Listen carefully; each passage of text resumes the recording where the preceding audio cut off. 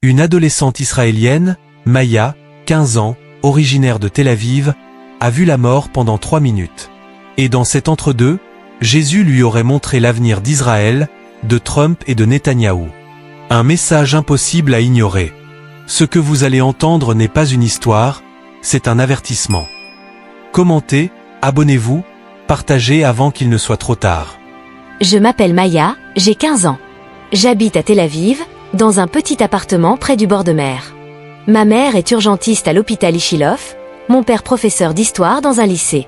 À la maison, c'est souvent le bruit des sirènes qui rythme nos repas. Mais malgré tout, j'aimais ma vie. Je dessinais beaucoup des visages, des paysages, des yeux surtout. Je jouais du violon. Je rêvais d'être architecte ou peintre. J'étais une fille tranquille, un peu timide, pas spécialement très religieuse, mais je croyais, un peu, disons. Et puis, sans que je comprenne pourquoi, quelque chose a changé. Tout a commencé quelques semaines avant l'attaque. Je faisais des rêves étranges. Des rêves qui ne ressemblaient pas aux autres. Je voyais des pluies qui montaient vers le ciel, au lieu de tomber. Elles s'élevaient comme des perles de lumière, et quand elles touchaient les nuages, elles explosaient en silence. Je voyais aussi des pigeons brûler sans feu, leurs ailes devenaient dorées avant de se dissoudre dans le vent. Et surtout, il y avait ce mur d'ombre qui respirait. Il vibrait doucement, comme s'il avait un cœur. Je me réveillais toujours en sueur, le cœur battant très fort, incapable d'expliquer ce que j'avais vu. Les jours suivants, j'ai commencé à me sentir étrange. Comme si l'air autour de moi était devenu trop lourd. J'avais souvent des vertiges, des maux de tête soudains, et un bourdonnement constant dans mes oreilles. Au début, je pensais que c'était le stress, ou peut-être les alertes, le manque de sommeil. Mais à chaque fois qu'une nouvelle explosion était annoncée à la télévision, le bourdonnement devenait plus fort, presque insupportable. C'était comme si mon corps sentait quelque chose avant que ça n'arrive. Je me disais, c'est dans ma tête. Et pourtant, une part de moi savait que non. Un soir, je regardais les infos avec mon père. Les images des frappes passaient en boucle. Et là, sans prévenir, j'ai eu une crise de panique. Je n'arrivais plus à respirer. J'ai vu, l'espace d'une seconde, un visage dans l'écran, juste derrière celui du présentateur. Un visage très ancien, couvert de poussière, avec des yeux comme 2 morceaux d'ambre. Je me suis levée brusquement, j'ai renversé mon verre d'eau, et tout le monde a cru que je faisais un cauchemar. Mais je savais que ce n'était pas un simple reflet. Ce regard me suivait depuis mes rêves. Les jours ont passé. Je continuais ma vie d'élève, j'allais au lycée, j'essayais d'être normale. Mais je ressentais comme une urgence invisible. Chaque fois que je voyais des gens se disputer pour des choses inutiles, politique, religion, argent, j'avais envie de leur crier. Arrêtez! Vous ne voyez pas ce qui arrive. Je ne savais pas d'où venait cette phrase, mais elle tournait en boucle dans ma tête. Et puis, ce jour-là, tout a basculé. C'était un après-midi chaud. Le ciel était blanc, presque métallique. Je sortais du conservatoire, mon violon sur le dos. Les sirènes ont hurlé d'un coup. On a tous couru vers l'abri le plus proche. Mais juste devant moi, un petit garçon est tombé, il devait avoir 6 ans, pas plus. Il pleurait, paralysé par la peur. Je n'ai pas réfléchi. Je me suis jetée sur lui pour le couvrir, pour le protéger. Un éclair aveuglant, puis un bruit sourd. L'air lui-même s'est brisé. J'ai senti une onde de choc me traverser, comme si mon cœur avait été frappé de l'intérieur. Tout est devenu noir. Je ne voyais plus rien. Je n'entendais plus rien. Seulement un cri. Le cri de ma mère. C'est la dernière chose que j'ai entendue avant que tout ne s'efface. Et là, au milieu du silence, j'ai perçu une voix. Calme. Douce. Elle ne venait pas de l'extérieur. Elle était en moi. Elle disait « Heureux ceux qui écoutent avant que la pierre ne crie ». Puis la lumière s'est éteinte. Je sais que certains ne croiront pas à ce que je vais dire après. Mais je vous demande juste une chose. Écoutez avant de juger. Parce que ce que j'ai vu ensuite n'a rien d'un rêve. C'était plus réel que tout ce que j'ai vécu sur Terre. Et avant de continuer, si vous ressentez un frisson, même léger, écrivez simplement dans les commentaires. Que Dieu ait pitié de nous. Ce n'est pas une phrase. C'est une prière. Et je crois qu'elle doit être entendue. ChatGPT a dit « Je me souviens du moment exact où tout s'est arrêté. Pas un bruit, pas un battement, juste un vide immense, mais pas effrayant. C'était comme tomber sans tomber, flotter dans un espace où même le temps ne savait plus avancer. Je n'avais plus de poids, plus de corps, plus de douleur. J'étais suspendue, légère, dans une sorte de nuit dorée. Une sensation de chute douce, sans gravité. Autour de moi, ce n'était pas du ciel ni de la terre. C'était un océan de sable suspendu, infini, vibrant. Chaque grain semblait chanter. C'était une musique sans instrument, une mélodie vivante, qui me traversait. J'entendais mon propre cœur battre au ralenti, comme un tambour lointain, résonnant sous l'eau. J'étais à la fois dedans et dehors, comme si j'existais entre deux respirations. Puis, au milieu de ce désert lumineux, quelque chose a pris forme. Une ligne de fumée blanche s'est dessinée dans le vide, ondulant comme un serpent paisible. Elle s'est épaissie, jusqu'à devenir un pont de fumée, qui s'étendait devant moi, suspendu au-dessus du néant. Je n'ai pas marché vers lui, c'est lui qui s'est rapproché de moi. Je le sentais m'appeler, sans mots, sans ordre, juste une évidence. Sur le pont, il y avait des silhouettes. Elles marchaient à reculons, lentement, comme si elles remontaient le temps. Je les voyais s'éloigner du bout du pont, sans jamais tomber, comme si elles connaissaient la route. Certaines tenaient des objets dans leurs mains, une lampe, une photo, un livre ouvert. D'autres regardaient le ciel, bouche ouverte, comme si elles cherchaient à respirer la lumière. Et puis, une voix a traversé tout ça. Elle n'était ni masculine ni féminine, ni forte ni douce. C'était comme si le sable lui-même parlait. Elle a dit « Ce qui est bâti sur la peur finit par se dissoudre ». Ces mots sont entrés en moi comme une vérité qu'on connaissait déjà mais qu'on avait oubliée. Je les ai sentis vibrer dans chaque particule de mon être. En les entendant, j'ai compris que ce pont n'était pas un simple passage. Il menait à la compréhension de ce que nous construisons, sur terre comme dans nos cœurs. Tout ce qui vient de la peur, tout ce qu'on érige pour se protéger, finit toujours par se briser. Je me suis avancée. Sous mes pas, la fumée ondulait, douce et tiède. À chaque mouvement, elle changeait de couleur, argent, bleu, puis doré. J'avais l'impression de marcher dans un souffle vivant. De part et d'autre du pont, des lumières se déplaçaient lentement dans le sable du ciel, comme des poissons dans une mer de verre. Certaines approchaient de moi, s'illuminaient, puis s'éloignaient. Je comprenais sans comprendre, ces lumières étaient des âmes. Puis, au bout du pont, la lumière a changé. Le doré s'est transformé en un éclat blanc presque transparent. Et là, j'ai vu une cité. Mais pas une cité de pierre ou de murs. C'était une cité faite de toiles d'araignées d'or, suspendues dans le vide. Chaque fil brillait, vibrant d'une énergie presque vivante. Et sur chaque fil, des visages. Des visages humains, des regards, des sourires, des larmes. Des gens que je ne connaissais pas, mais dont je sentais la vie entière dans un seul regard. Certains riaient, d'autres pleuraient, d'autres priaient en silence. Et chaque fois qu'un fil tremblait, une larme tombait, traversant le vide, et je la voyais descendre, jusqu'à la terre. C'était comme si chaque émotion humaine, la peur, la joie, la tendresse, la colère, était une vibration qui reliait cette cité céleste au monde des vivants. Et là, j'ai compris. Les émotions des hommes tissent le monde spirituel. Chaque pensée, chaque acte d'amour ou de haine, devenait un fil invisible dans cette toile immense. J'ai compris que rien n'était perdu. Rien. Même la plus petite prière, le plus discret des regrets, avait sa place dans cette architecture divine. Et quand un fil se rompait, quand quelqu'un perdait la foi, ou choisissait la haine, une larme tombait du ciel, marquant une rupture dans le tissu de la lumière.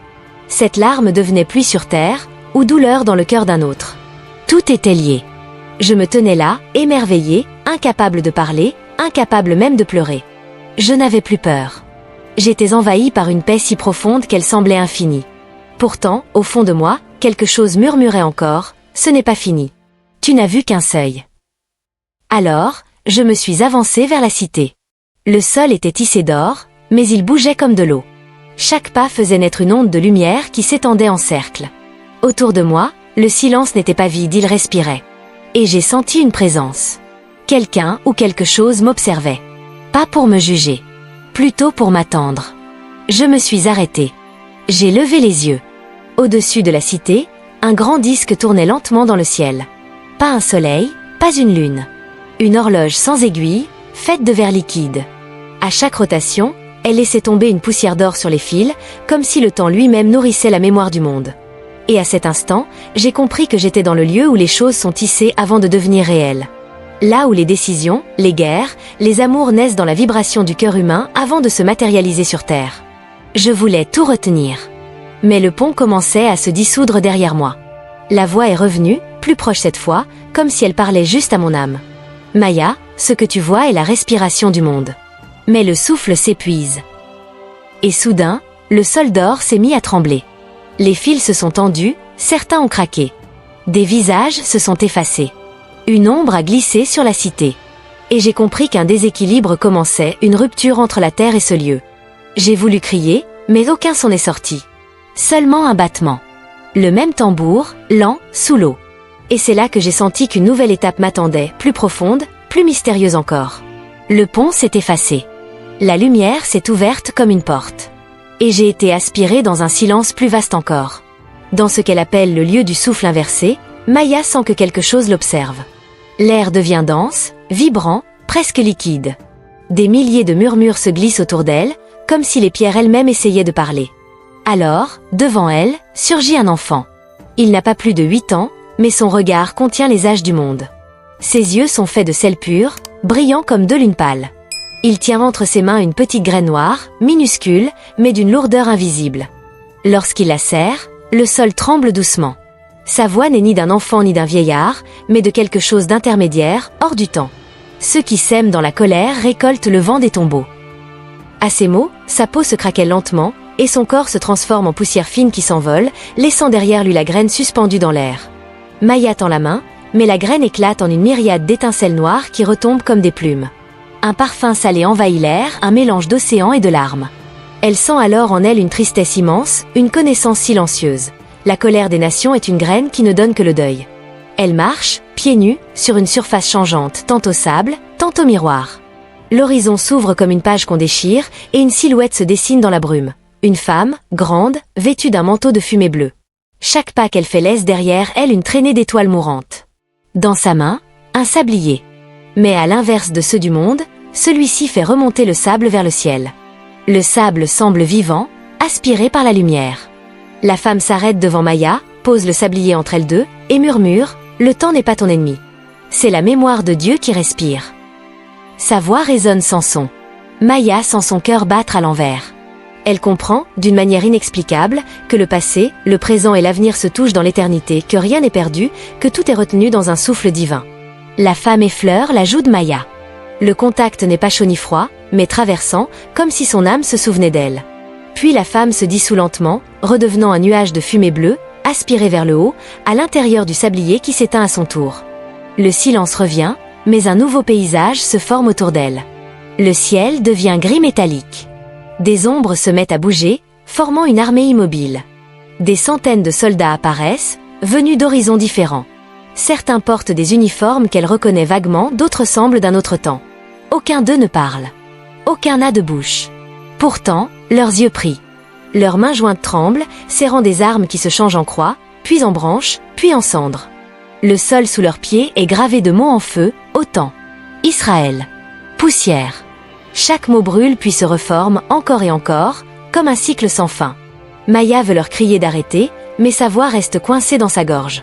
Une brise passe, et leurs ombres se détachent d'eux. Ce sont leurs ombres, maintenant, qui écrivent. Des lettres de feu qui s'étirent et se tordent, formant une prière silencieuse. Pourquoi écrivent-ils avec la lumière du feu, pense-t-elle. Une voix, derrière elle, répond, parce que la vérité brûle toujours avant d'éclairer.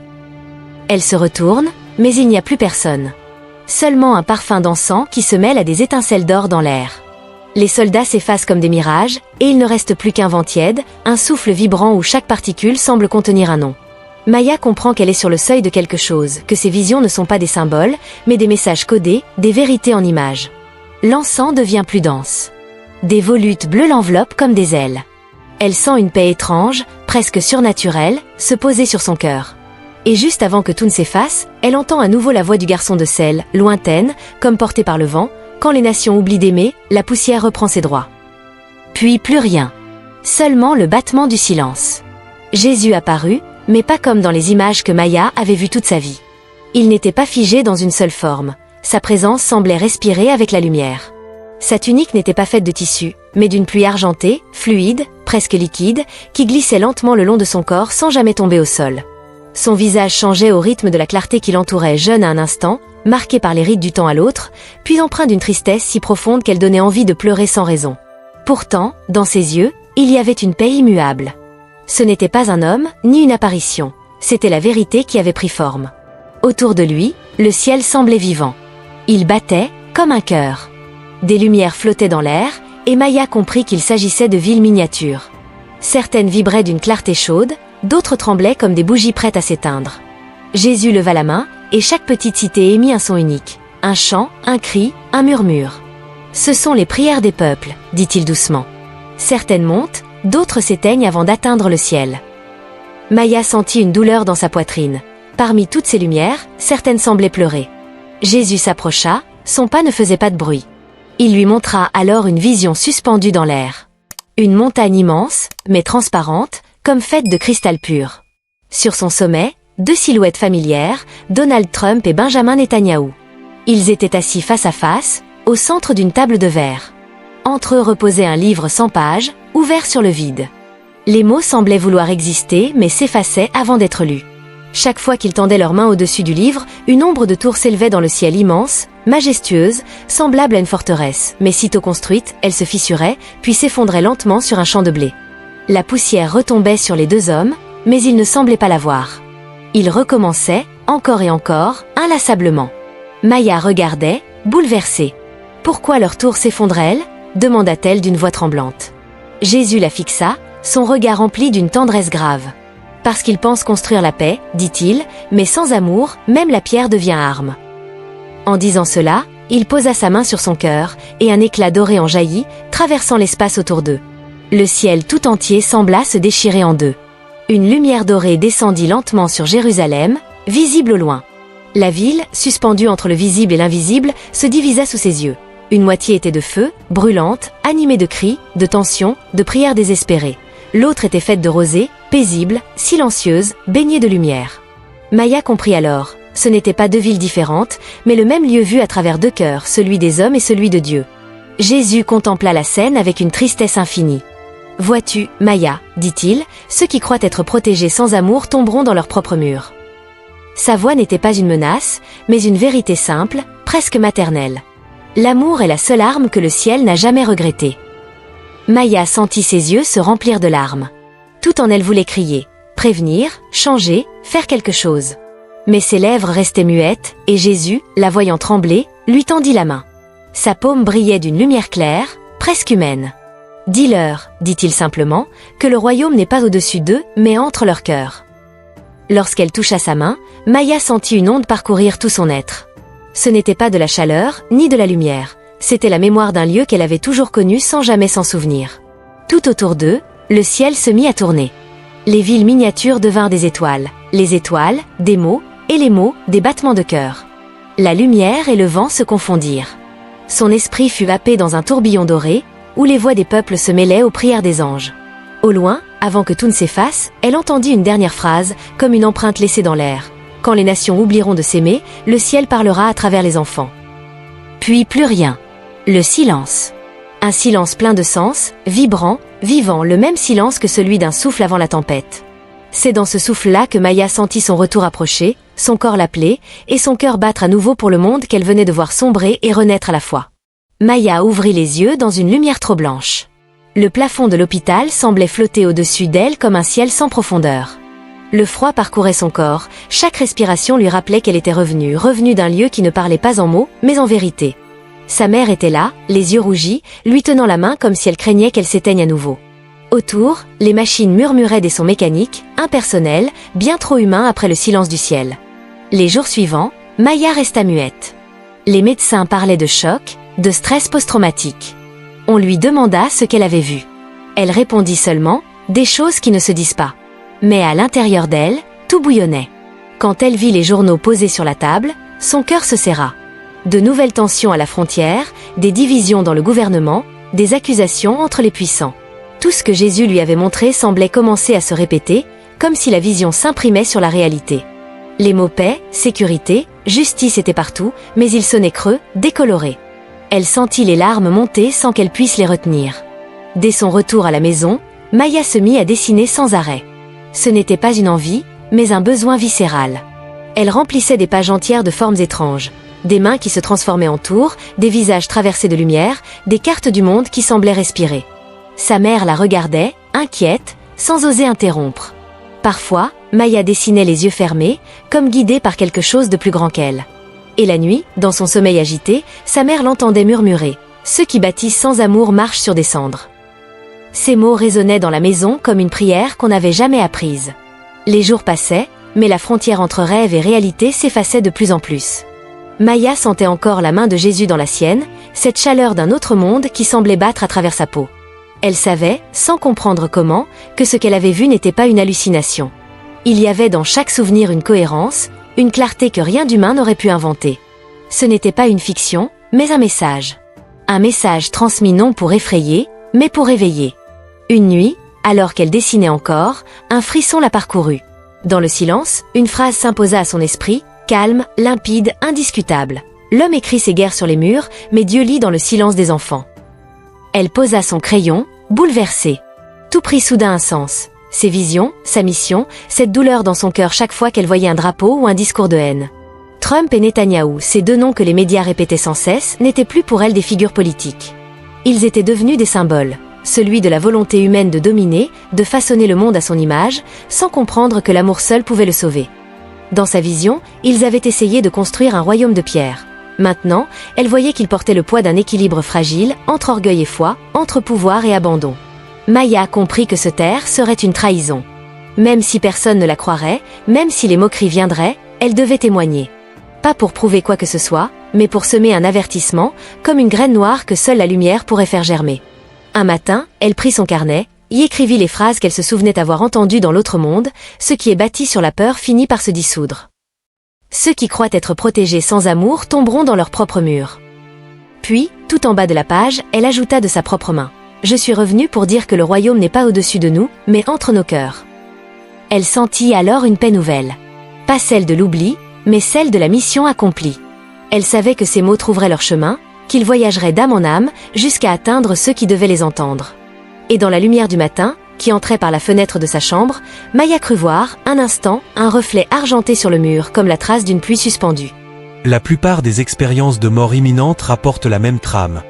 Une lumière accueillante, un sentiment de paix, une chaleur d'amour inconditionnel qui efface toute peur.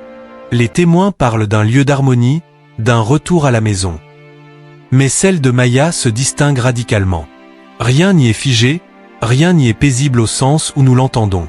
C'est un univers en mouvement, une géographie spirituelle en tension constante, où chaque émotion humaine, colère, foi, peur, compassion devient matière, architecture, souffle. Son au-delà n'est pas un paradis, mais une résonance du monde vivant. Un miroir vibratoire où se reflète l'état moral et spirituel de l'humanité. Là où d'autres décrivent des plaines de lumière, Maya traverse des ponts de fumée, des mers de sable suspendus, des cités tissées de toiles d'âme. Chaque fil y relie un visage humain, chaque rupture déclenche une larme sur terre. Ces symboles ne sont pas seulement poétiques, ils traduisent une vérité mystique que le monde spirituel n'est pas séparé d'une autre, mais tissé avec lui, invisible et pourtant essentiel. L'enfant aux yeux de sel, la femme au sablier inversé, la mère de verre brisé, aucune autre émie connue ne mentionne de telles figures. Elles ne ressemblent ni aux anges traditionnels, ni aux proches défunts souvent rencontrés. Elles semblent être des entités universelles, gardiennes de lois spirituelles plutôt que messagères de réconfort. Chacune parle en parabole, en avertissement, rappelant à l'âme humaine sa responsabilité envers le monde visible. Et surtout, la vision de Maya intègre une dimension politique inédite. Voir Donald Trump et Benjamin Netanyahou dans une scène d'au-delà ne relève pas du hasard, mais du symbole. Ils ne sont pas montrés comme des individus, mais comme des archétypes du pouvoir terrestre, de la volonté humaine de contrôler la paix sans comprendre son essence. Jésus ne les condamne pas, il les montre comme des miroirs du déséquilibre collectif. Contrairement aux émis réconfortantes, celle de Maya agit comme un séisme spirituel. Elle ne console pas, elle alerte. Le message de Jésus n'y est pas celui d'un salut automatique, mais d'une responsabilité partagée. Il ne promet pas la paix, il la conditionne à l'amour véritable, vécu, incarné. Et c'est là que réside l'unicité absolue de ce témoignage. Dans l'idée que le destin des nations dépend directement de la lumière ou de l'absence dans le cœur des hommes. Maya, 15 ans, a vu ce que beaucoup refusent encore de croire. Elle ne parle pas d'un miracle, ni d'une légende, mais d'un message qui brûle comme une vérité simple. Sans amour, tout s'effondre. Les murs, les alliances, les nations, même les prières, tout devient poussière quand le cœur s'éteint. Ce qu'elle a rapporté de cet ailleurs n'est pas un conte pour apaiser les âmes, mais une alarme avant la chute. Jésus ne lui a pas montré la fin du monde, mais la fin de la foi quand elle cesse d'être vécue. Ce n'est pas une vision lointaine, c'est un miroir tendu à notre époque. Ce que Maya a vu n'est pas un rêve. C'est un appel. Si vous entendez ces mots, ne les laissez pas se perdre. Commentez, partagez, abonnez-vous non pour l'histoire, mais pour la vérité qu'elle porte. Chaque mot de foi dans les commentaires, chaque partage sincère, est une étincelle qui maintient la lumière vivante. Alors posez-vous une seule question. Et si ce qu'elle a vu était déjà en marche? Le ciel a parlé, mais qui écoute encore?